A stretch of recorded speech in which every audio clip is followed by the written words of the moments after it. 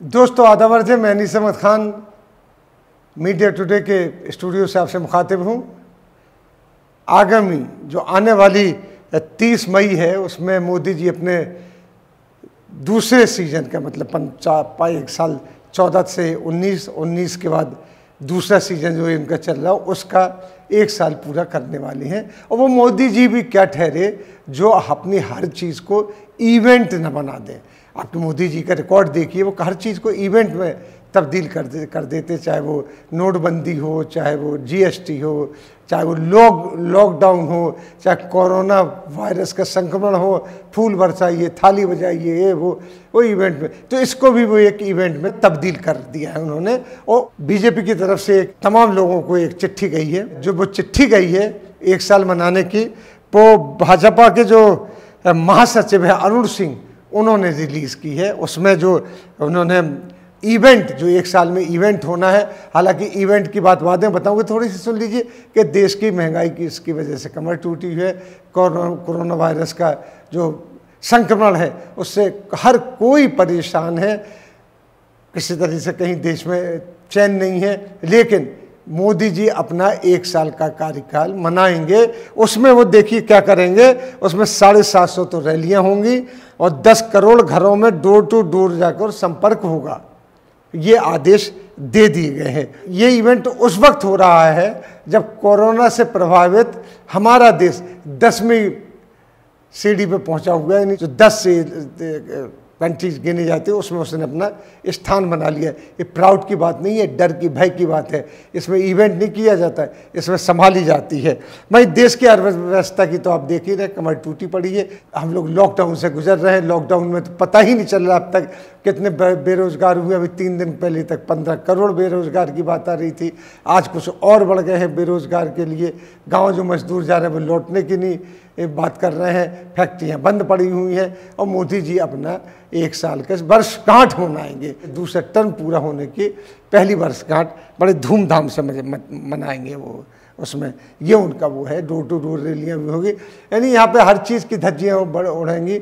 Social distance की भी धज्जियाँ उड़ेंगी, जो जिसके लिए कहा जाता है, क्योंकि कोरोना के रोकने के लिए सबसे बड़ा तरीका यह है कि इसका उचित इलाज और सोशल डिस्टेंसिंग पे उसकी रोक लगाना, जिसकी वजह से वो संपर्क उसका टूट जाए, वहीं ख़त्म हो जाए। लेकिन इनमें जितनी बातें सामने आ रही हैं, डोर टू डोर जो 10 करोड़ लोगों को घर जाके संपर्क होगा, उसमें एक बुकलेट बांटी जाएगी। उस बुकलेट में मोदी जी ने साल भर में जो उपलब्धियां की हैं वो गिनाई जाएंगी, जैसे कि 370 का ख़त्म कर देना।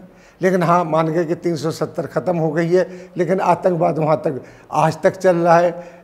पहले बंद थे, अब फिर से शुरू हो गया वहाँ पे आतंकवाद। रोज़ एक न एक आतंकवादी मारा जा रहा है, मुठभेड़ में हमारे जवान शहीद हो रहे हैं। लेकिन 370 ख़त्म करने के बाद सब कुछ चंगा है।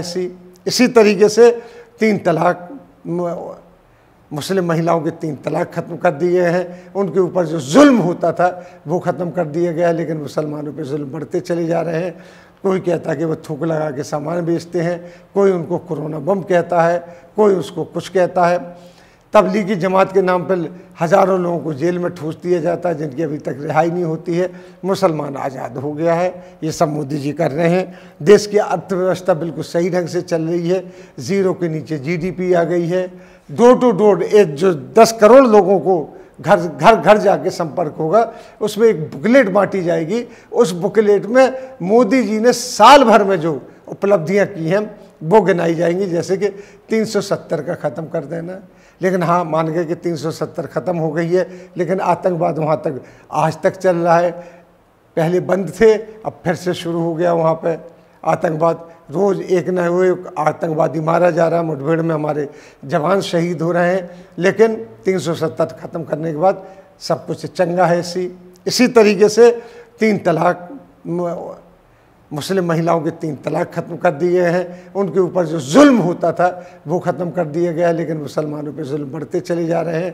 कोई कहता है कि वो थूक लगा के सामान बेचते हैं, कोई उनको कोरोना बम कहता है, कोई उसको कुछ कहता है। तबलीगी जमात के नाम पर हज़ारों लोगों को जेल में ठूस दिया जाता है जिनकी अभी तक रिहाई नहीं होती है। मुसलमान आज़ाद हो गया है, ये सब मोदी जी कर रहे हैं। देश की अर्थव्यवस्था बिल्कुल सही ढंग से चल रही है, ज़ीरो के नीचे GDP आ गई है। बेरोज़गारी चरम चरम चरम पर पहुंच गई है, 3-4 चरम और जोड़ दीजिए, उस पर पहुंच गई है। इनकम कम हो गई है। जगह जगह से खबरें आ रही कि लोग ज़रूरी सामान को भी नहीं खरीद रहे हैं। आप अब वो सामान खरीदते हैं, जैसे कि एग्जाम्पल के तौर पे अगर वो थोड़ा सा एक्स्ट्रा खर्च करेंगे तो साबुन पे खर्च करेंगे, लेकिन जब जहाँ वो महीने भर के लिए 10 साबुन की टिक्कियाँ लाते थे, 1 लाना शुरू कर दी है। जिस तरीके से खबर है कि 5 रुपये का जो बिस्किट का पैकेट है उसकी बिक्री भी कम हो गई है। रेस्टोरेंट बंद पड़े हुए हैं, घरों में आप देख लीजिए आटा चावल दाल उसकी क्वालिटी दिन पे दिन गिरती चली जा रही है। मैं नहीं कह रहा हूँ, ये रिपोर्ट्स कह रही हैं जिसकी कोई सुनवाई नहीं है। अखबार पहले पन्ने से लेकर आखिर पन्ने तक कोरोना पे भरा रहता है, जैसे देश में कोई दूसरी बीमारी ना हो। उसका उपाय नहीं हो रहा है, कोई उपाय नहीं हो रहा उसके रोकथाम का। सिर्फ तो सिर्फ एक चीज़ हो रही है, भाषणबाजी, उसके बारे में विचार, उसके जाने फूल बरसाए जाना। जिस कोरोना वायरस के ऊपर फूल बरसाए जाते हैं उनको घरों में नहीं घुसने दिया जाता है, उनकी नर्सों को पीटा जाता है।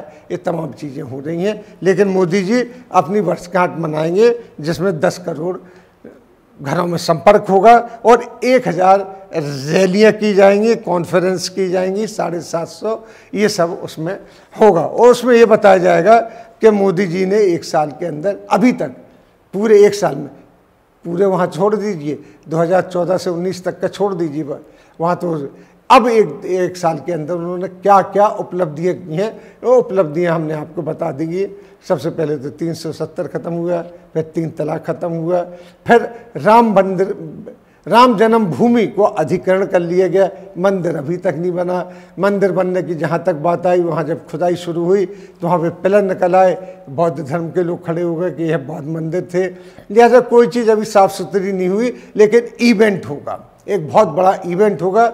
मोदी जी उसमें भाषण तो नहीं देंगे, उन्होंने कहा वर्चुअल कीजिए। वर्चुअल का मतलब अभी तक क्लियर नहीं हुआ है। अंग्रेजी में, हिंदी की प्रेस रिलीज है उसमें वर्चुअल आया है। वर्चुअल के कई मायने हैं वर्चुअल का, जैसे एक पहला मायने डिक्शनरी में देखा जाए तो प्रभावित करने वाला होना चाहिए, यानी आप जाएं लोगों को प्रभावित करें कि मोदी जी ने ये काम किए हैं 1 साल के अंदर। आपको दिखाई नहीं दे रहा है तो ये आपकी कम नजरी है, अपना चश्मा ठीक कराइए कि अगर नहीं दिखाई दे रहे। महंगाई दूर हो गई, बेरोजगारी दूर हो गई, हर चीज़ दूर हो गई है। सड़कों पे एक भी मजदूर पैदल नहीं चल रहा है। इनके मंत्री कह रहे हैं कि सब पिकनिक मनाने के लिए निकल रहे हैं, वो भी नहीं मान के दे रहे थे। इस तरीके से 365 दिन एक कार्यक्रम का बखान किया जाएगा, उनके 365 दिन में जो कुछ भी किया है।